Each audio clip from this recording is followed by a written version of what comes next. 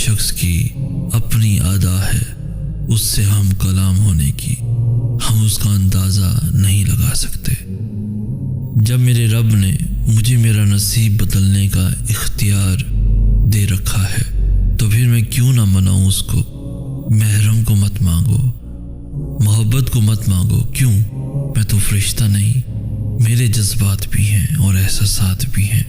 मैंने सब्र भी करना है और शुक्र भी, मैंने ज़ब्त भी करना है और सजदा भी।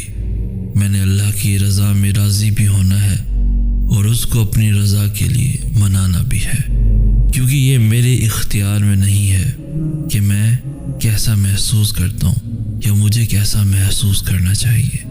जैसा उसने मुझे मुस्कुराने का हक दिया है, वही रोने के हक से भी नवाजा है कि जब किसी चीज़ को ना पाओ तो रो देना, जब कुछ